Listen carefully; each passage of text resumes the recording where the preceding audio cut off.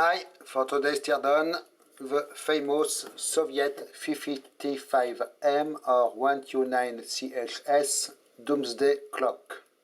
So it is called the Doomsday clock because it was apparently found onto the strategic bombers, and also there are rumors of it being used as a trigger device on nuclear warheads, which I believe is wrong, but it got the name of Doomsday Clock. It is a quite a collectible item.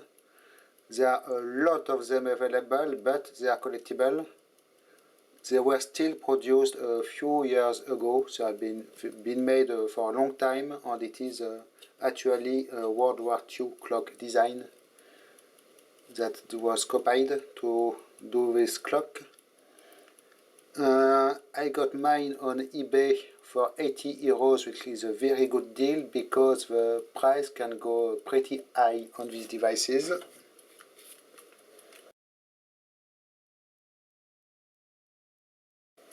So it is a 24 hours dial, but actually it is a 48 hours clock because this indicator here is for day 1 or 2.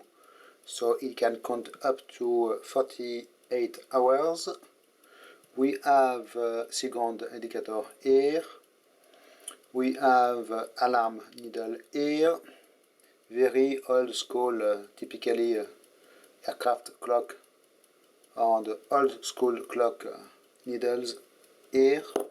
This is the main spring winding button, like so, and also it is the time setting button,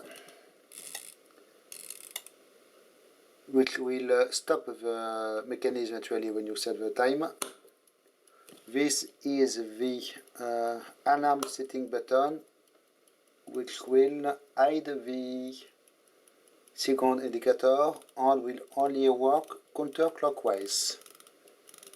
Interesting. So when you turn the thing, you hear some stuff happening inside, because actually it is fitted with a number of contacts. There are apparently contacts for the alarm and contacts every 4 and every 48 hours, because this clock was also used as a timer to cycle IFF codes, and actually it can be found sometimes onto electronic cabinets like this one I found a photo.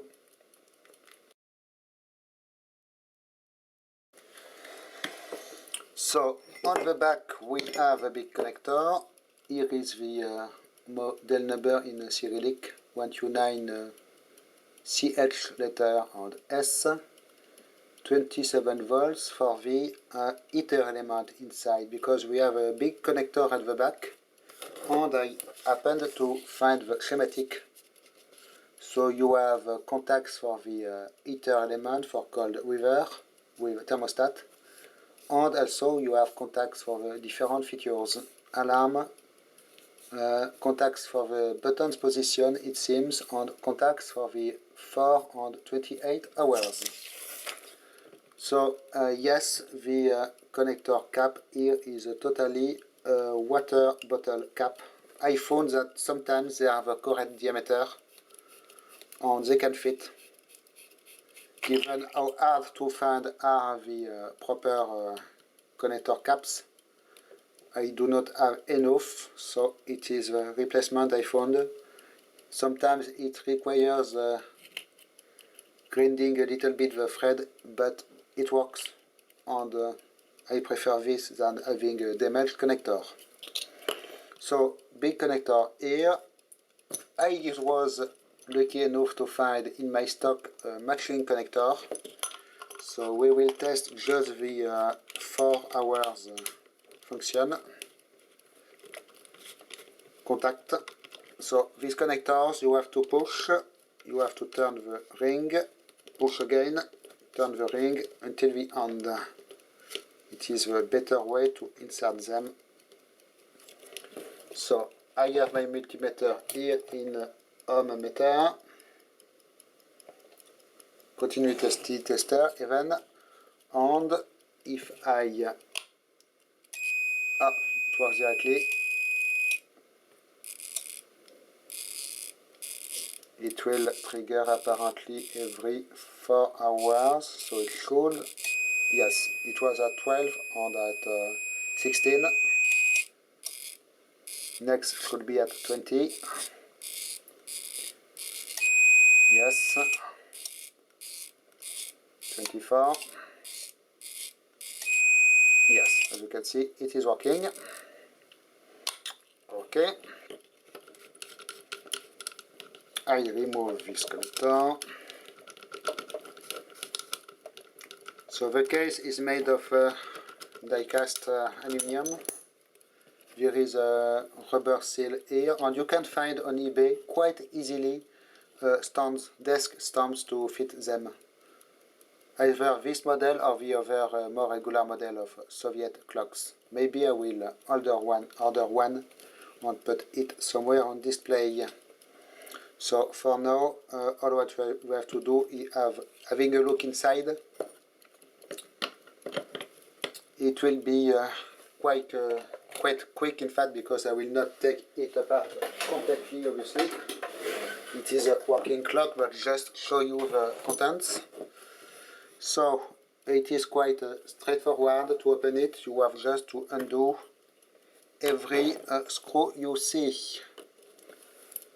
We will start with the little screws around the dial. So they are quite particular because the slot is extremely thin.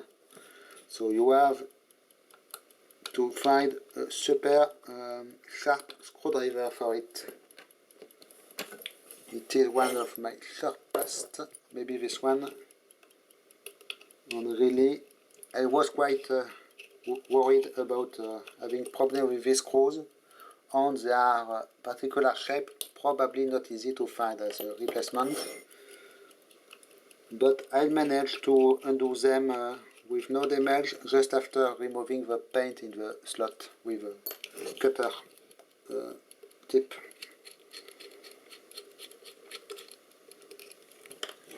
So 6 of them.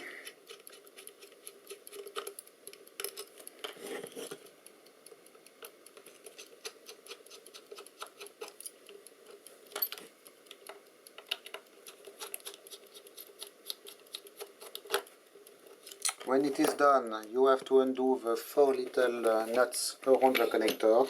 Seems quite weird, but you have to undo them, and actually they were not tight on mine at all. There is some kind of painting or paint or thread lock, but it does not do anything, and they were really easy to undo. And I had to break the seal over the screws. Okay. And just 3 screws at the back, so the red one was actually super tight for some reason.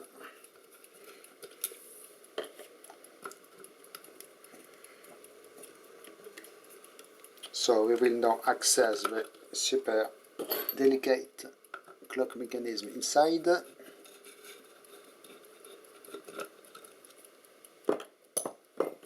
So are you ready?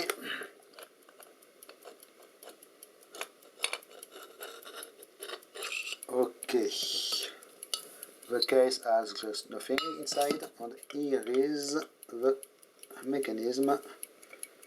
You can see the cams and contacts here for the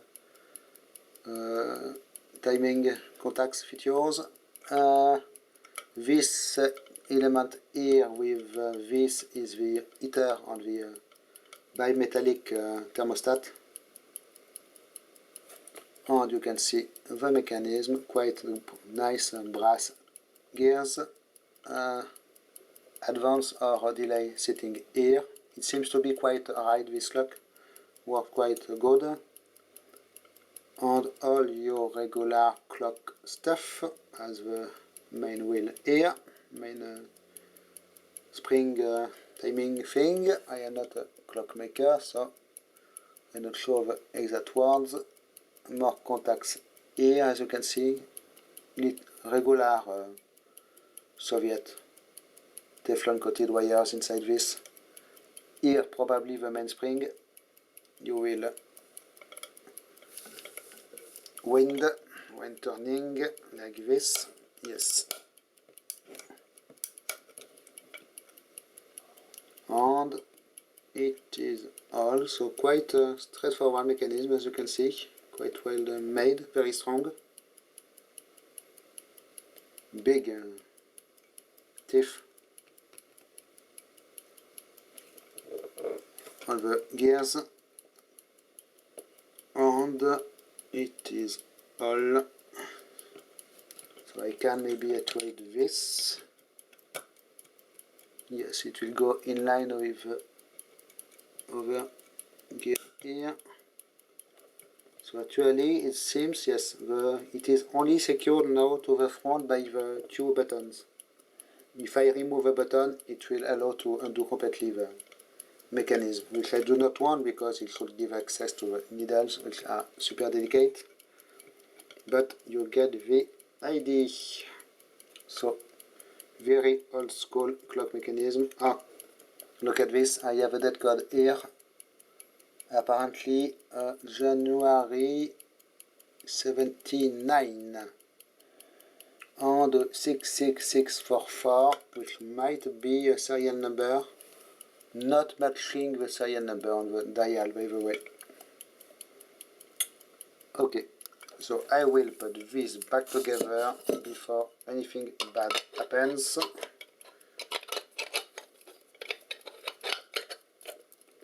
Like such. Really I am happy to own such a clock because it was a model of clock I wanted for a long time, and given the price it is not easy to get one. I was lucky to find an affordable one at a decent price. Well, in a decent condition, I mean. Actually, it is the second time I order one, but last year I did order one, but it was blocked at the customs. Maybe it was one with radioactive dial, and it was returned to the seller. I was refunded, luckily enough. It took 3 months, but I was refunded. I did never know exactly why it did not pass the customs. Quite annoying, but it happens. It is actually quite rare, but it happens. Give me 1 second. Okay, I have something else to do for the video. So I am just putting this back together, if you agree, because really I want this to be in a safe condition. It will be pretty quick.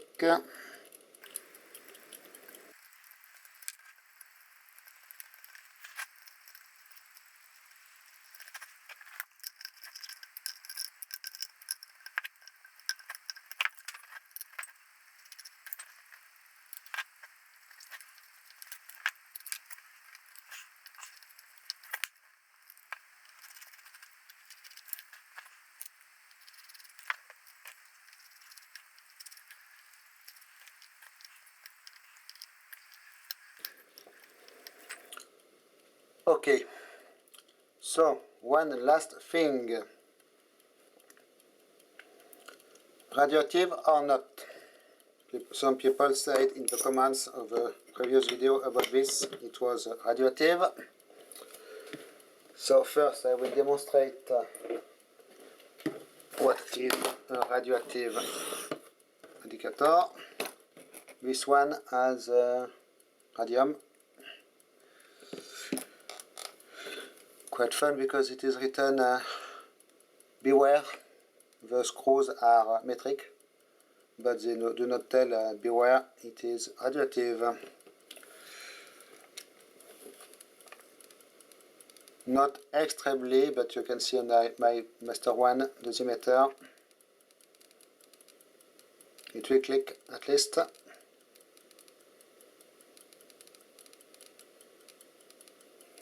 So let's try the cockpit clock.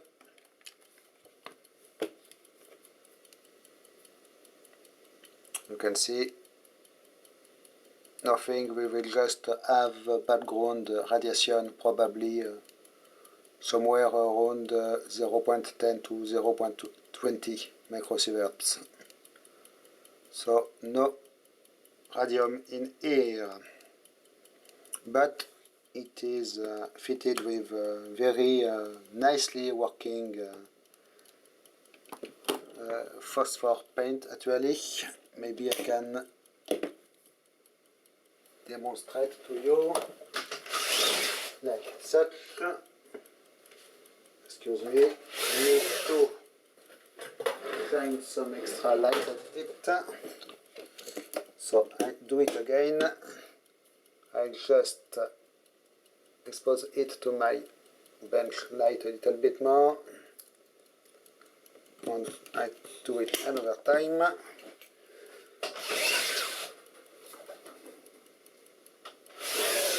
Maybe the camera does not pick up exactly, but it is quite bright in the night. Okay, so it is now going in on display, this clock. I hope you did enjoy this teardown because it is YouTube first. There is a few photos available on some forums over inside, but quite hard to find. And there we are, the 55M Doomsday clock. So thanks for watching, bye bye.